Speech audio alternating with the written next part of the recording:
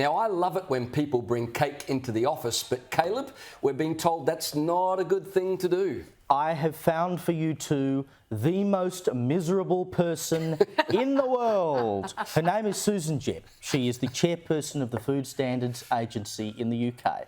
And she says that taking cake into the workplace is as bad as second-hand smoking because it encourages people who otherwise wouldn't have eaten to eat something. She says that willpower alone is not enough to avoid overeating when people are constantly being plied with food and food advertising. For heaven's sake, why can't we have a little bit of camaraderie? Someone bakes a cake and brings it into work. It's a lovely thing. Imagine sitting around thinking, what's wrong with the world? I know, it's cake in the office. Seriously, this is a joke, isn't it?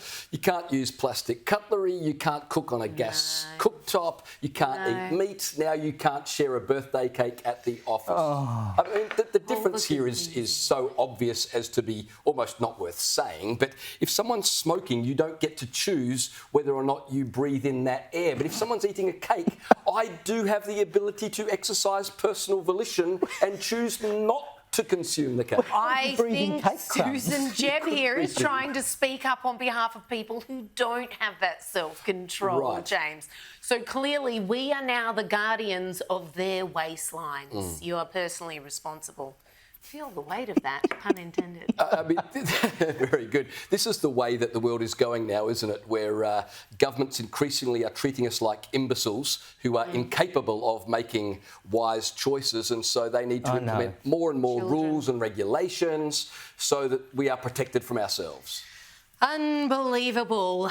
A debate now raging in the Got a Minute advice column in the Sydney Morning Herald is about late night emails. Most of people get these from their boss from every now and then.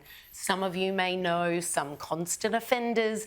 Where do we stand on this? I don't have a problem with it. I'm like, you know what? You did the time to become the boss. You get to email anyone, anytime you want. Where it becomes problematic is when they expect a reply. Well, yeah, true. And I reckon you shouldn't be sending late night emails. You should be watching the late debate on Sky News. That is what you should be doing instead of sending emails. But you can do a thing now where you can schedule an email. And I do it all the time because I'm a bit of a night owl. So if I'm writing an email at 2 a.m, I don't want them to think I'm up a weirdo writing emails at 2 a.m.